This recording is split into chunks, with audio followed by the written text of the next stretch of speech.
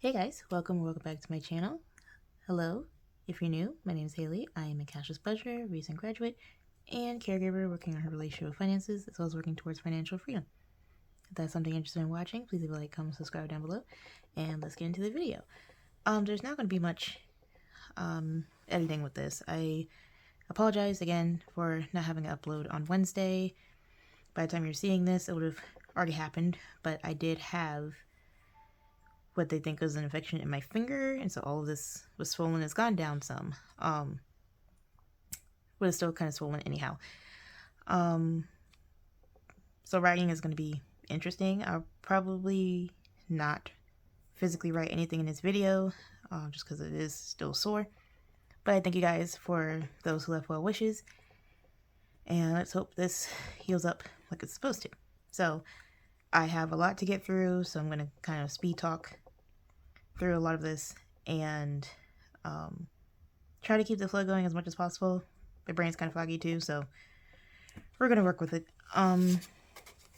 So I did get happy mail from Claudine at Foxy Finances, and this is her note just saying that she created a mystery box for me. If you don't know, she had a quarter saving challenge for 2024, and we had to guess how much she saved in quarters. I believe it was $102.25, and I guessed $102. So I won a mystery box from her, and she said thank you for supporting her channel. So I will make sure to leave her channel down in the description below, and that's Claudine at Foxy Finances. Alright, so I did go ahead and pre-open a number of these so that you guys wouldn't hear all the crinkles going on. So first of all, this highlighter color is so beautiful. Absolutely pretty blue. Putting it right in my cup, and I'll probably end up using it later in this video. So I did get this little Jot, I can't speak, Jot 4-ring mini notebook. I am not going to open it, but I use this to write notes in while I'm at work, actually. So it's very handy, very useful, and I start, and this may be weird for some people, I actually start in the back and work my way to the front because I'm left-handed and it's just easier to write with. So there's that. She also sent a couple of challenges.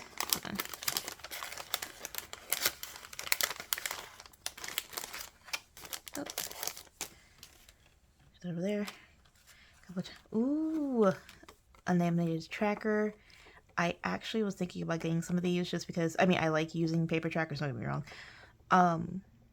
But there are envelopes and or binders I don't get into as much that I honestly could just have the general totals and erase them as the year goes on. That is really nice, and really nice quality too, by the way. This is such a cute, and it's an envelope. Oh, sorry guys. I'm holding it so I can see it. You can't see it. It is a, let me see if white will help. It's an envelope paper clip with the hearts on it. I know exactly where I want to put this actually. I'm going to put this aside over here so I don't forget it. And there's a mystery $50 savings challenge. Also laminated. Very nice. A 5, 4, 3, 2, 1 challenge. I know she mentioned that she created a video concerning this challenge, but she ended up sending it in my mystery box. So I'll also put this to the side as well. Allocate that. More stickers. They're a reminder to drink water. Drink water. Take your meds, listen to your body, and be kind to others. And you can do hard things. Aw, these are cute. Thank you, Claudine. And she did send this notebook with envelope in the front. She actually has one just like this that she uses for groceries, and I'm actually trying to work on using cards less when I go grocery shopping. So I'll probably use this for groceries, keep coupons or any physical cash in the front, and write lists on the inside, I think. Not 100% sure about that yet, but that's a working idea. So that was my happy mail for Claudine. Thank you so much, Claudine. Really appreciate you. And again, it's Claudine at Foxy Finances, and I'll leave her channel down in the description. So as we move on with all of this, I am going to run through my binders very quickly. I did make updates to the majority of them, if not all of them, that you guys will see on this channel. As I mentioned in an earlier video, I did have my focus binder, which was the purple marble binder. of all the challenges I was going to focus on throughout the year for 2025. And I found that, one, life happens very quickly. And two, it wasn't really conducive to the shift in goals that I had from the end of December to now. I'll get to that as I go along, but each of my binders, I've condensed some envelopes, expanded some envelopes, added some envelopes, took some envelopes out, reprioritized a couple of them, and so I thought it'd be best to just run through them so that my budgeting in the future doesn't seem confusing or I have to re-explain it constantly. So just one video to go through these very quickly, and then we'll get to my student loan debt update and updates with all of that going on. So very quickly, this is my revolving sinking funds or single swim binder. This is mostly envelopes for items that I have to pay for annually, semi-annually, and or any constants like toiletries, health and medical, things for my dog, stuff of that nature. So he still has his pet care envelopes. His envelopes have not changed. I do have my personal health and medical envelope that has not changed. Care credit, if you guys don't know, when I go to doctor's appointments, it's easier to get, and it may not be all hospitals, just my personal experience, that some will give you a discount for paying up front at the appointment rather than going through billing and insurance and whatnot. So I keep a card balance for that, and this envelope is to pay off the card so I don't carry a balance from month to month. That makes sense. Holidays, still the same. Birthdays, Christmas, that has not changed. Mom's envelope still has not changed. Health and wellness envelope has not changed. These are the new additions. I decided to put a self-splurge envelope in here. Now, I'm not a big spender, I guess, or buyer of things, but I don't have enough of a, I guess, ideas for things that I consider self-care. I either save for one way or another, or don't necessarily fit into a self-care binder envelope type thing. So I call it self-splurge because if there's anything or any experience I want to have, I want to be able to words, guys, sorry. I want to be able to pull money to just go do it. This would be more so guilt-free type spending because I have put money aside to plan for it. So this will be worked into my first check cash stuffing. And this envelope, I'll be using one of the group plays I'm a part of that you guys will see in another video to fill this. And I decided to add back electronics into this envelope mostly because into this binder, you guys' words today are just, we're not working together apparently. Into the binder. This was an envelope in my low priority binder, but I moved it to here because it's to cover chargers, any short-term electronic fixes or things. I am doing a challenge in my big ticket binder for any, one, to replace my printer that completely crapped out, and potentially buy a phone later in the future, things of that nature. So I also want to build up electronics in here as well. All right, and bulk buy, still the same, and miscellaneous is still the same. So as you'll be able to see, car is not in here anymore. We now have a car care binder. So it's basically the same envelopes I had in my revolving funds, except just spread out. So I can actually see all of them. So this is my car maintenance binder. Again, this dashboard is from T&L Budgets. And so I have my same sections with maintenance, mileage maintenance. This is the maintenance for when I actually go to a dealership for any oil changes, rotations, things of that nature. This maintenance is more so for oil, windshield wipers, battery, things of that nature. All right, I'm still saving for tires and brakes. Payments, I do not have a car payment. As you guys probably know from my first debt confession video, and I can link that in the description as well, I have already paid off my car, so I decided to keep this envelope and keep this section for anything that I would have to have related to my car and or to save up for a new to me car in the future. So Generally speaking, payments would be things like any parking tolls or any tolls in general. If I need to park my car overnight, have to pay for that. So that's kind of the idea for this at the moment, until I dedicated to getting a new to me car, which I just got my car less than 3 years ago. So that'll be a future idea. All right. And then saving up to try to pay off my car insurance every 6 months. Building up to pay for the first of the 6 months, and then I'll be ahead from that point on. Saving up $500 for my car deductible. This is the car tax and tag. I'm paying taxes. Oh, sorry guys. Paying taxes every year. I've already saved up to $250 in this. My tax and tag have come under that last year, but I wanted to see what it would be this year, and then I will adjust my savings from there. If I'm rattling the camera, I am so sorry. Okay, then still saving for emergency. I'd like to get this to 1,000. It's a work in progress. I feel like everything's shaking. I apologize if I am shaking the camera. Emergency gas, just in case traveling or whatnot, or I need to use my card and don't have physical cash on me to pay for gas, because I usually like using physical cash for gas, but if I can't, I can use my card and pay myself back. And then for any future repairs, which I can also use maintenance for, so this is kind of like a backup to that. All right, that is my new car care binder. I did not make any updates really to this binder. This is my adulting / emergency binder that you guys have already seen, and I can leave a link to my binder breakdown because most of these have not changed since then. But I just wanted to add that I need to unstuff this because at least by the time you've seen this video, I've already filed taxes. So I do use TurboTax. If you guys have any other suggestions for another system that works for you, please feel free to let me know down in the comments. But I just use TurboTax out of convenience and complexity when I do file. So I need to unstuff that because I've already paid for the service. And then this property tax challenge, as you guys know, I save up every year for property taxes.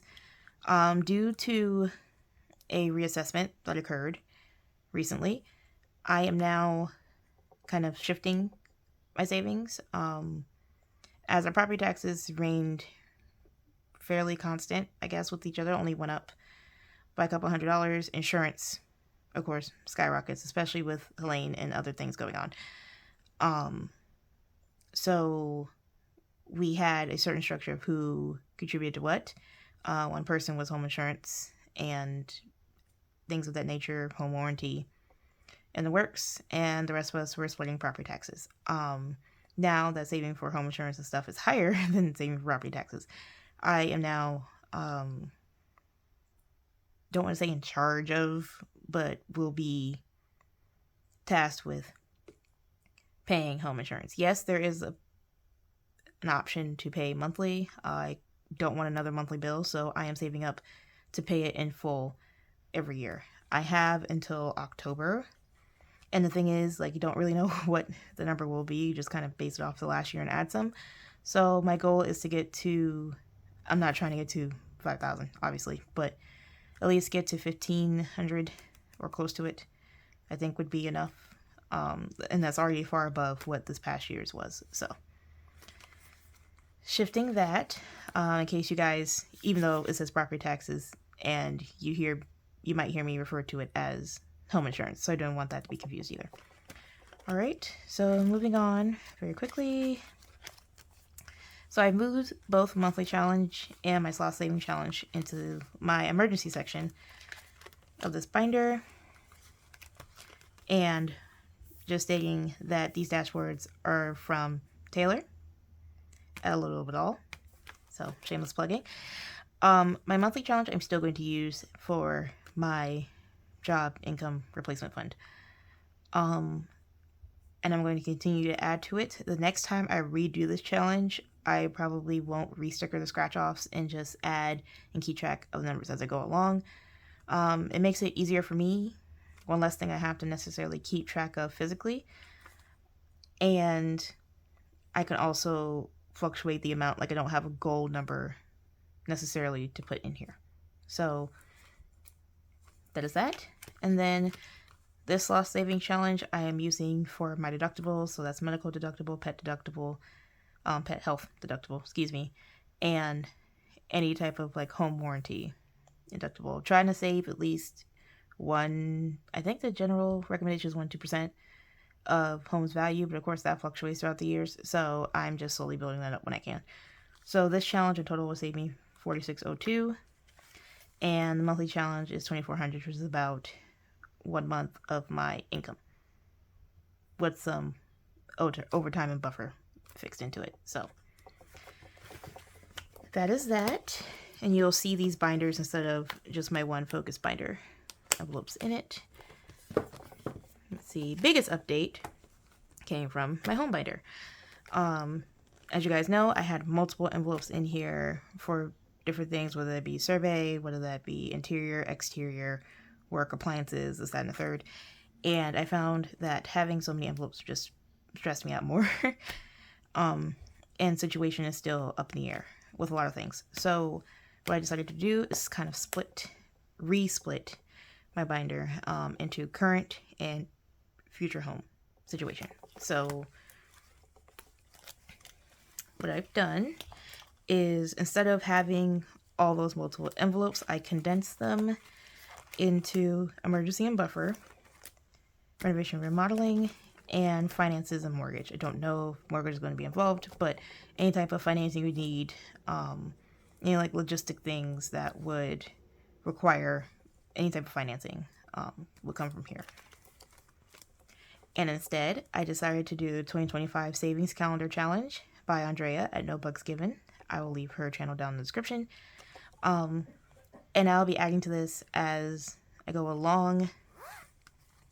I prefer to do the total months instead of per day because I do not send savings to this all the time. So I just wrote down the totals of what each of the months were.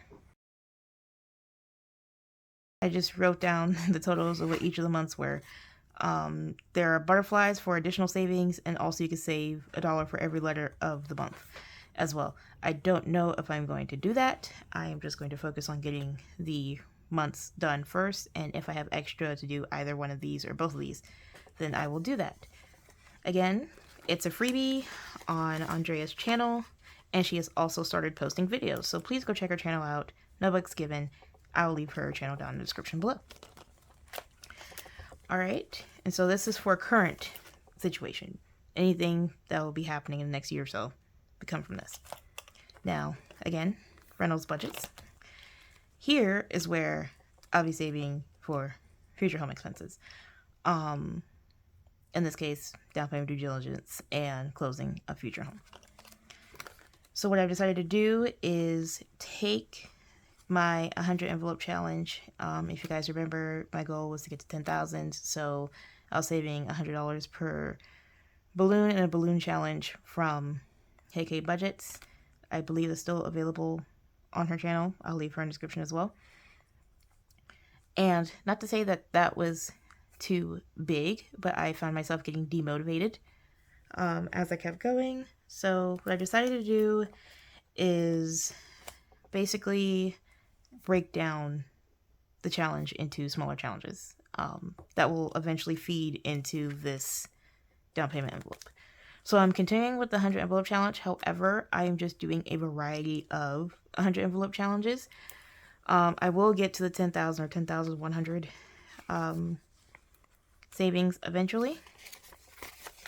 But what I've decided to do, this out first, is to basically find different ways to complete the 100 envelope challenge and mark them off as I go along and build up to saving the 10,000 plus. So right now I reallocated what I started into this first smaller 100 envelope challenge, which saves a total of $550.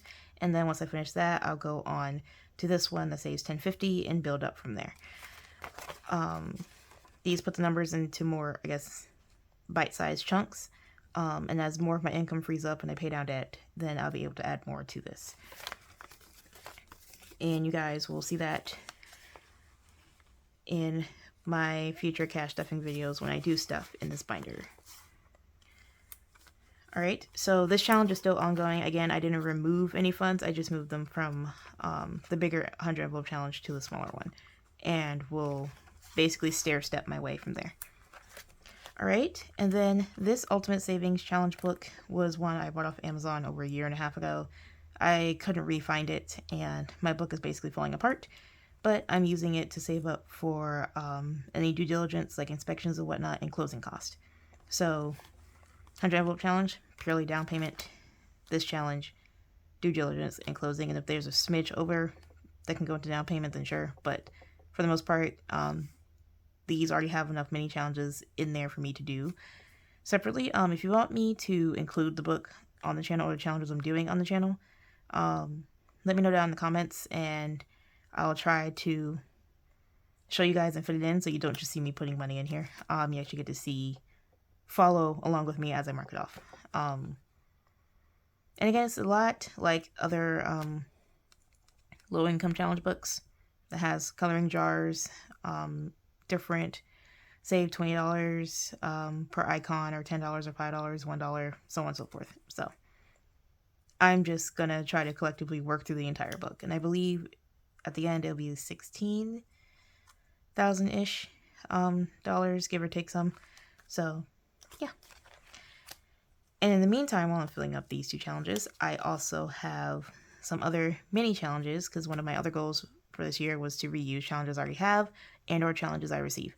So I am doing mini challenges right now. I do have some challenges that I repurposed.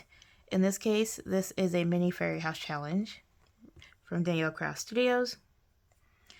And what I'm doing thus far is I'm marking off the numbers on the challenge, which will equal $60. And then in the squares, I might redo this challenge, so it'll be $120 in total, or I'll probably do a roll and save. I haven't decided which. And it might fluctuate, but I'm using mini challenges like these I already have that will also go towards home down payment. And the money that goes in here is mostly from me rounding down any purchases or rounding down my spending from my full-time check. So that goes in here. And then this home saving challenge is from Kim at our Hometown Treasures. And this was a scratch-off book I had already done and completed once before, but I am reusing it and basically funding this challenge with my part-time income. Because I removed this envelope from my big ticket binder and replaced it with travel. So, which we'll get to travel in a minute. So this will be funded with part-time. This will be funded with rounding down and spending. And the 100 envelope challenge and ultimate book challenge is mostly full-time. It can be from anywhere, but primarily it will be from full-time. So again, this is future home savings, current home savings. If you guys have any questions, feel free to leave them down below. All right, and last flip through before we get to my debt confession, if I can grab it. I swear this finger still hurts. Is my vacation binder. So I moved my fall scratch-off challenge I have from T&L Budgets, and I moved all my challenge envelopes back into my vacations binder. And dashboard, again, from Reynolds Budgets. So what I've done is I haven't changed any of these travel breakdown envelopes at all. So flipping through that very quickly. But what I've done is I've moved this envelope from my focus binder into here to basically hold any money I have added to or completed for travel challenges. And once I do complete a challenge, which I did complete my fall scratch-off challenge, and you guys will see that in my Magic Month stuffing next week. I will reallocate this money into these envelopes in the front. So with that challenge, I also have a paper airplane challenge I got from Golden Girl Budgets a while ago. I started the scratch off, completed saving the $100, but didn't finish scratching off the challenge, so I'm going to be reusing that. Again, from T&L Budgets, I have the winter savings challenge that I'll also be doing with that. And I also have a universal scratch off from T&L Budgets that I want to get to. This challenge is huge. It's saving $5,000, similar to my property tax challenge. So what I was thinking of doing, so this Universal is a trip I do want to happen, but it's not going to happen immediately. I believe I'm just going to scratch off any of these scratch offs and physically add the numbers together. If one ends in a 0, I'll treat that 0 as a 10 and save that way, and then reuse the challenge by marking it off once I can focus more on travel savings. And I do have another envelope on the way that was actually gifted to me from another YouTuber. Her name is AF Budgets. I'll leave her channel down in the description, and it'll be for cruise. So I will basically be saving for my top, I guess, 4 traveling goals. I do want to go to Universal Studios, whether that be California or Orlando, will vary. But I do want to go to Universal Studios. I do want to go to Niagara Falls. I do want to go on a cruise to Alaska. And I also want to take a cross-country train ride. The train ride would probably happen first out of all of them, just because it requires a little less planning, at least on my behalf. But yeah, I love trains. It's my favorite mode of transportation, honestly. And being able to just sit and chill, but also sightsee at the same time, sounds like a good plan to me and very relaxing. So I'll be saving for all of those within here. Again, these envelopes are very general. Some of them I might need for certain trips, some of them I won't. So for right now, I am just dispersing through all of them, and I will reallocate as needed and as trips arise for right now. Okay, so that is that for this, and now we get to my debt confession. Welcome back, guys. So here is my actual debt confession update. So general update concerning student loans. As of right now, I thought my forbearance would end at the end of this month on the 31st. So by the time you're seeing this, yesterday. However, things have changed. The injunction is still ongoing. So my first repayment date got shifted down to September. So I'll be receiving a bill in August and then start repayment again in September. As far as I'm aware, that's the word right now. Is it going to stay that way? I don't know.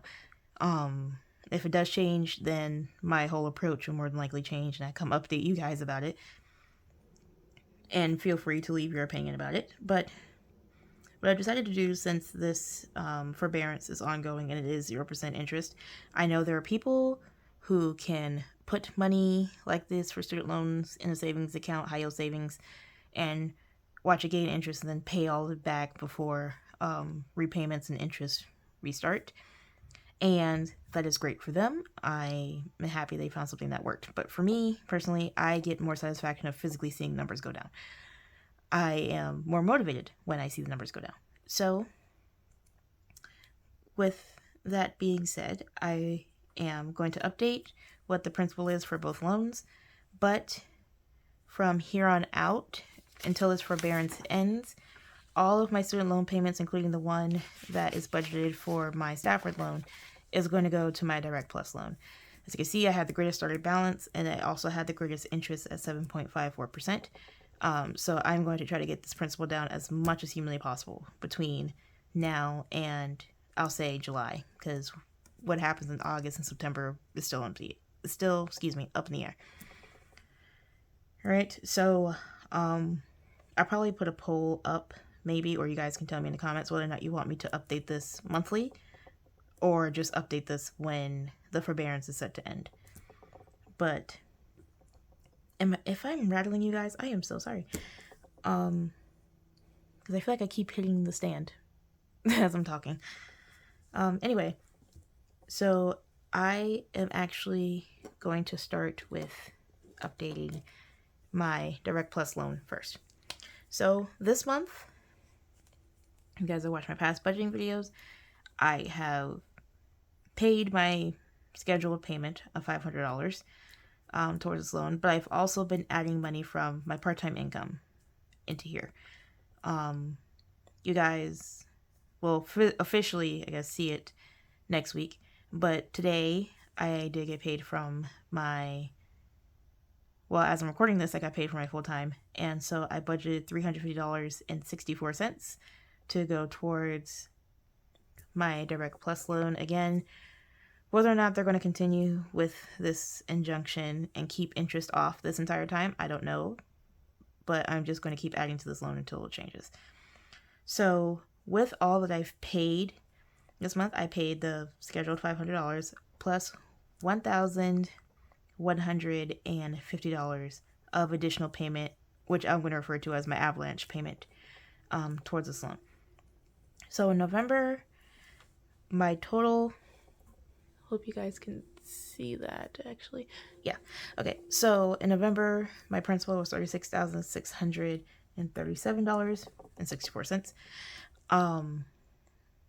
I paused payments up until January, paid through January. And so now my principal is down to $34,987. And I just decided to add the 64 cents at the last minute, honestly, while I was paying it. So I am just going to mark that out. But essentially it's the same, $34,987. So that is a huge improvement, especially within 1 month. I think I'm just going to keep this system going as it's what is working for me thus far. My part-time, I budget the minimum days I'm supposed to be scheduled, but things happen, life happens. Like there's one day that I did not work because of the snow and the terrible road conditions. So that would be a time where my pay would be a little bit less. But beyond that, again, I do not keep set bills on my part-time check for any reason because I know the income's fluctuating.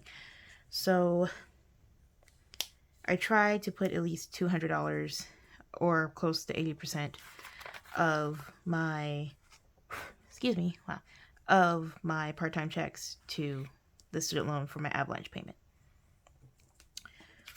All right, so that's the update on this one. And I did make my scheduled $235 payment to my Stafford 1 loan because I did not know how it would reflect in my account because there was a note saying that they would hold payments until the forbearance is over. But I think that was mostly for those who have their employers contribute to their student loans and or they're on auto pay. I currently am not on auto pay.